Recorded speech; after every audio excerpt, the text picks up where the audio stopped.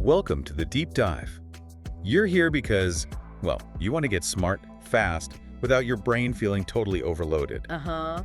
Today, we're diving into something really key for communication. Speaking English, faster and more naturally. We heard you want those aha moments without the overwhelm. Right. So we've dug into some great ideas from Jason and Julia over the BBX Learning English podcast. Exactly. And you know that feeling where your brain's miles ahead, but your mouth just can't quite catch up in English. Yeah, totally. That's what we're tackling. In this deep dive, we're pulling out the core strategies to help you bridge that gap. Practical stuff that can genuinely change how fluently and confidently you speak. We want to get you past that frustration, right? Mhm. Feeling like your English is always kind of lagging behind. Yeah, exactly that. And the big idea here, the thing to get right away, is that fluency isn't about being perfectly grammatical all the time. Mm-hmm. Think about your native language. You're not constantly analyzing sentence structure, are you? It just flows. It does. It's that natural, confident rhythm we want to help people find in English. So our goal today, give you a direct path to that kind of ease. We'll look at why speaking at a more natural pace actually matters in real life. Uh-huh. And then we'll get into some surprisingly powerful tricks, ways to stop overthinking and cut down on those awkward pauses that trip you up. And we'll dig into specifics, really actionable things, like training yourself to actually think in English. Yeah, that's a big one. And using common phrases, this cool technique called shadowing, learning by imitating native speakers. And also, crucially, why it's okay to focus on just communicating, not chasing perfect grammar every second. Definitely. We'll also touch on some common mistakes people make when trying to speed up and give you some solid daily exercises you can start using right away. Sounds good. Okay, let's jump in. So why is speaking English faster actually, important? Why does it matter? Well, Julia's experience is a great example. She mentioned that when she was starting out, by the time she'd mentally translated her thought and figured out the English, The conversation had just moved on. You might have felt that, right? That feeling of missing your chance to jump in. Oh, absolutely. It's like the conversation's a moving train and you're still on the platform trying to buy a ticket. Yeah, exactly. And it's not just casual chats, is it? Think about work meetings, job interviews, maybe public speaking. Right? High-stakes situations. Yeah. If your responses are slow, people might lose patience, or you just miss the moment to share your idea. And you might come across as maybe unsure, even if you know the topic really well. Precisely. A slower pace can sometimes unintentionally signal uncertainty. In faster environments, keeping up makes you sound more assured, less likely to be interrupted. You feel more involved.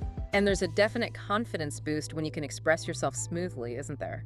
When it flows better, people see you as more fluent, and that reaction feeds back into your own confidence for next time. Yeah, it's a positive cycle. And here's something really interesting you might not expect. Speaking a bit faster can actually improve your listening. Oh, really? How's that work?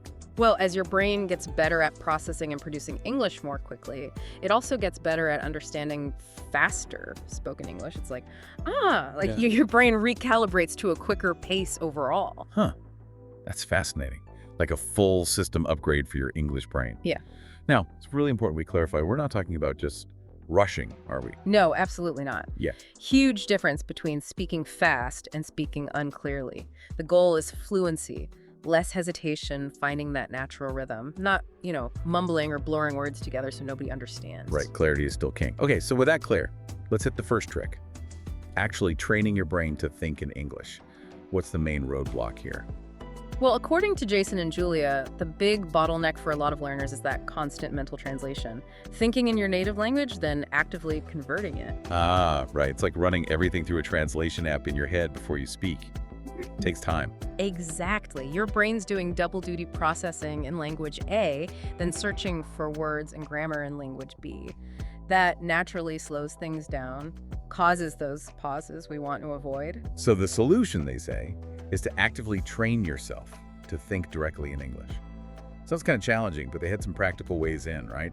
Even for beginners. Yeah, definitely. One really simple thing you can do, right now, is just start describing your surroundings in basic English. Silently, in your head. Walking around, cooking, whatever. I see green chair, the window is open, this coffee is hot. Just simple labels. So you're making a direct link between the thing and the English word, bypassing your native language. Exactly. Anytime, anywhere. Another great one is having silent conversations in English. In your head. Yeah, like prepping for a meeting. Okay, I need to tell my boss about the report. Maybe I start with, just wanted to give you an update. No pressure, just practicing forming thoughts in English. That makes sense. It's like a mental rehearsal. You're actually building sentences, not just translating words. Precisely.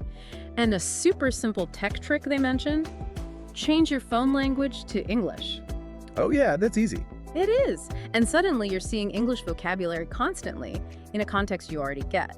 Plus, reading in English news, social media, books that helps you absorb words and phrasing, so thinking in English starts to feel more natural over time. So the main point here is you don't need to be super advanced to start doing this. Beginners can start small, describe the room, change their phone. Totally. Consistency is key. It gradually becomes a habit, and that makes speaking faster much easier. Okay, so we're rewiring the brain a bit. What's the next technique for a more immediate speed boost? Right. The next one is about using common phrases and sentence starters, basically. Ready-made chunks of language. Like conversational shortcuts. Exactly. Jason and Julia pointed out that learners often try to build every sentence from scratch, native speakers. Well, we don't really do that all the time. No, we rely heavily on these pre-packaged bits, don't we? Their example was perfect. How are you? You don't think about grammar, you just automatically say, fine, thanks you. Right. It's automatic. Your brain doesn't need to work hard. The more of these you have ready, the less you hesitate. And they're great for getting a sentence started quickly. They gave some useful ones, didn't they? Like for opinions. Yeah, things like, I think that, in my opinion, from my point of view, just having those ready makes a big difference. And for agreeing or disagreeing. Things like, I totally agree with you, or that's a good point, but, or maybe I see what you mean, but I think. They give you structure and speed. I really like the ones for buying thinking time. When someone asks you something unexpected. Oh yeah, those are lifesavers. Instead of just silence, you can say, well, let me think, or, that's an interesting question. Or even, I haven't thought about that before, but yeah, just keeps the conversation flowing while your brain catches up. Exactly. These little phrases stop those awkward gaps and help you maintain a natural pace. It makes you sound more confident, too. And it applies to everyday stuff, too, right? Like ordering coffee. Definitely. Instead of constructing a whole request, just knowing, can I have a latte, please, makes it smooth and fast. So you internalize these, and your brain doesn't have to work so hard in the moment. Right. And the best way to make them stick? Practice. Say them out loud, maybe write them down, then say them. Repeat, repeat, repeat. Okay, so start collecting and practicing these common phrases. Yeah. It's a really accessible way to get faster, almost instantly. Cool. So, phrase bank loaded. What's another common hurdle? The next big one is hesitation and using too many filler words. The classic Exactly. And also, Jason and Julia rightly say these can make you sound less sure of yourself and definitely slow you down. Yeah, we all use them sometimes, even native speakers, but too many just breaks the rhythm, doesn't it? It does. And often we use them just because we're buying time, figuring out the next word. Yeah. So a really powerful strategy they suggest is simple. Just pause. Instead of saying, take a short, silent breath. It might feel weird at first, maybe, like you're leaving a gap. It might, but actually a short pause sounds way more confident than filling the space with, think about it. Instead of, I think it's a good plan, just saying I think it's a good plan sounds much stronger. Yeah, okay, I see that. Pausing sounds more deliberate. Definitely. Another technique is practicing speaking for a set time. Like, pick a simple topic, your favorite food, your daily routine, and just talk about it for 1 minute straight. No stopping. Ooh, the 1 minute challenge. That forces your brain to just keep going, right? Yeah. Reduces the urge to pause and fill. Exactly. It's like training your brain for fluency endurance. And they also recommended recording yourself. Listening back can be painful. Sometimes, yeah. But it's so useful. You hear exactly where you hesitate, which fillers you overuse, then you know what to work on. That self-awareness is key, isn't it? Totally. Yeah. And one last practical tip here. Prepare answers for common questions. Like, what do you do? Or where are you from? Yeah, those openers. Have a short, natural answer ready to go. Then you start the conversation confidently, no hesitation needed right at the beginning. That's smart, just basic prep. So recap, pause instead of filling, practice time speaking, record yourself, and prep common answers. Good ways to sound smoother. Okay, let's talk shadowing.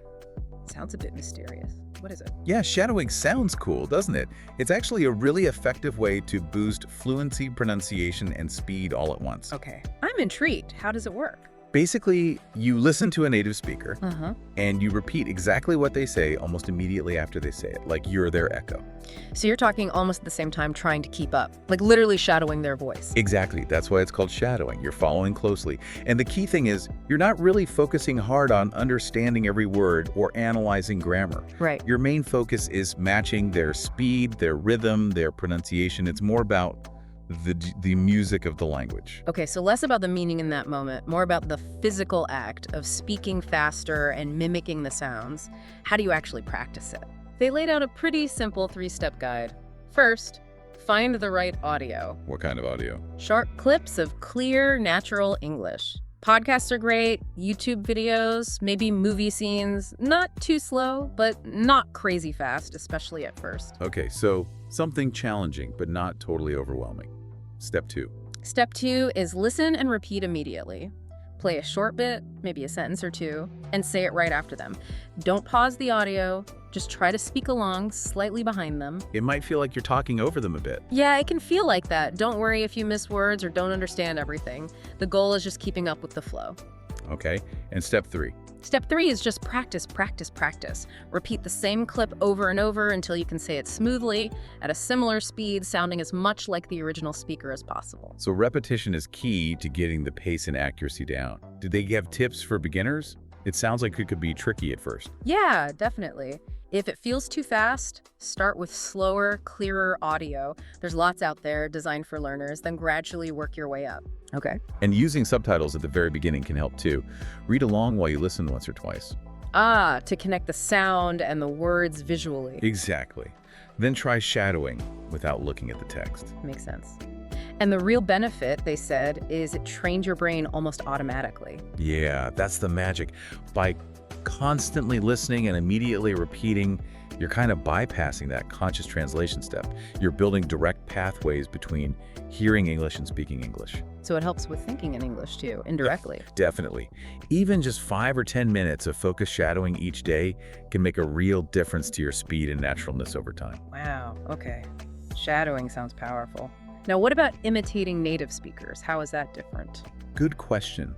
Imitation takes it a step further than shadowing. Shadowing is mainly about speed, rhythm, and the sounds. Right, the echo effect. Imitation is more about copying the whole package. Yeah. You're trying to mimic not just pronunciation, but also their intonation, the ups and downs in their voice. The rhythm, how they connect words, even their body language or facial expressions, if you can see them on video, it's more holistic. So you're trying to capture their entire speaking style. Exactly. You're trying to sort of embody how they speak, not just echo the words, but adopt their mannerisms, their tone. Interesting. So how do you practice imitation effectively? Similar process, actually. Again, 3 steps. Step 1, pick a native speaker to imitate. Someone you like the sound of. Yeah, someone whose style you admire. Find them on YouTube, podcasts, movies, wherever. Your role model speaker. Okay, got my role model. Step 2. Step 2, watch and listen really carefully. Notice how their mouth moves, the melody of their voice, their speed, how words flow together. Observe the detail. So you're really studying them. You are, like an actor learning a part. Then step 3, try to imitate everything. Everything. Yeah, copy the voice, the rhythm. If you're watching, copy the facial expressions. And again, recording yourself is super helpful here. To compare your version to theirs. Exactly. Record yourself imitating, then listen back and compare it to the original. Where are the differences? What can you adjust? They mentioned actors use this for accents, right? It's a standard technique for actors, shows how effective it can be. And a good tip is to start small. Like with shadowing. Yeah, use short clips, maybe 30 seconds of dialogue. Repeat it until you feel you're getting really close to their sound.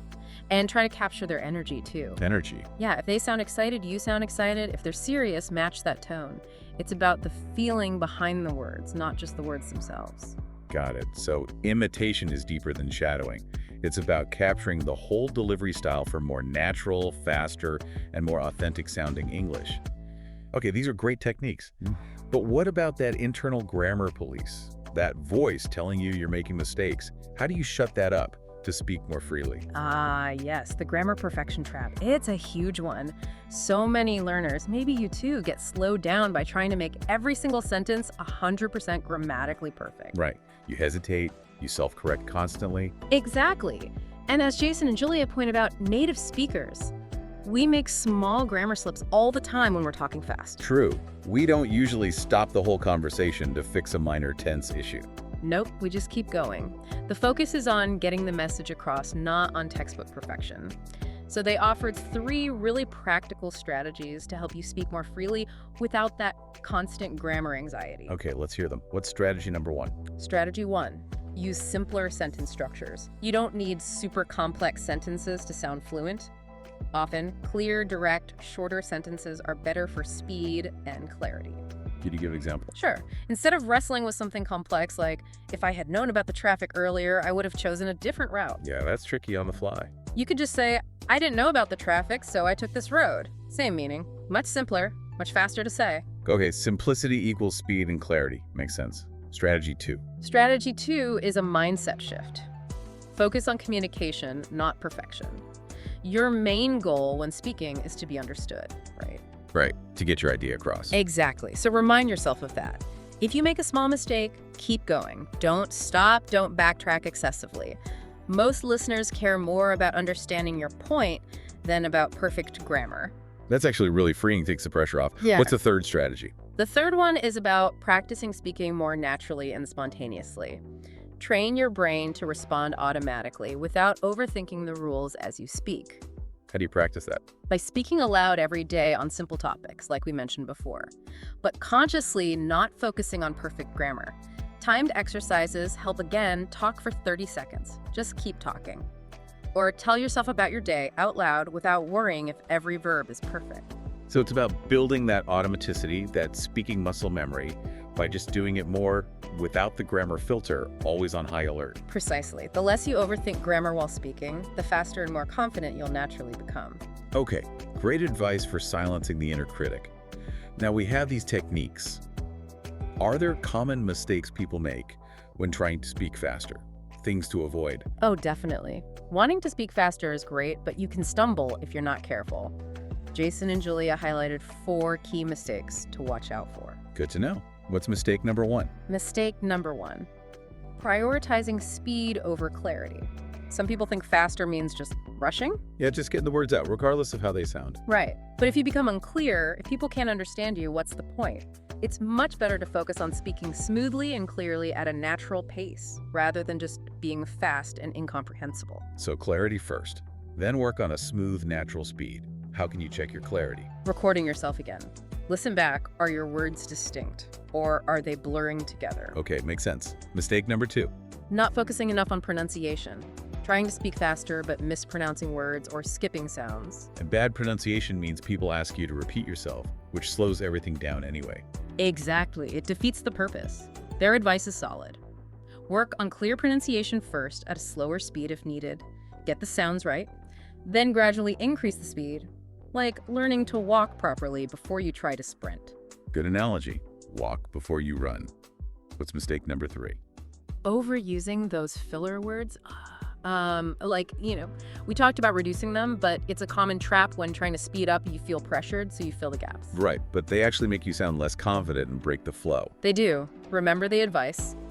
Try a brief pause instead. It sounds much better than, peppering your speech with fillers. Got it. And the last mistake. Not practicing in real situations. You can get really good at speaking fast alone in your room, but then freeze up when you actually talk to someone. Yeah, the pressure is different. Totally. Practice alone is great, essential even, but you have to take it out into the real world. Join conversation groups, talk to friends, even low-stakes things like ordering food or asking for directions in English. So you need that real-world practice to get comfortable applying the speed in actual interactions. Exactly. So avoid these pitfalls. Don't sacrifice clarity for speed, nail the pronunciation first, cut back on fillers, and practice in real conversations. Excellent summary. We know the strategies, we know the mistakes to avoid. Now, the big question. How do we actually do this consistently? What are some daily exercises? Right, because consistency is everything. Knowing is one thing, doing is another. Jason and Julia gave 4 really practical daily exercises to train yourself. Perfect. Let's hear exercise number 1. Exercise 1 is that 1-minute speaking challenge we touched on. Pick a simple topic your day, your favorite hobby, weekend plans, anything, and just speak about it for 1 full minute, nonstop. The goal is just to keep talking for 60 seconds. So it forces you to think on your feet in English and push past hesitation. What if you get stuck? Don't just start. Try to say it differently with words you do know, or just keep talking about something related. The key is continuous speech. And again, record it. Right. Record and review to see where you hesitated or used fillers. Smart. Okay, exercise 2. Exercise 2, shadowing. We went into detail on this, but making it a daily practice is key. Find a short clip podcast, video native speaker, natural pace. Listen and repeat along, trying to match their speed and rhythm. Reinforcing that technique daily really builds the muscle memory for faster, more natural speech and pronunciation. Start slow if you need to, then increase the speed. Exactly. YouTube, TED Talks, movies, lots of material out there.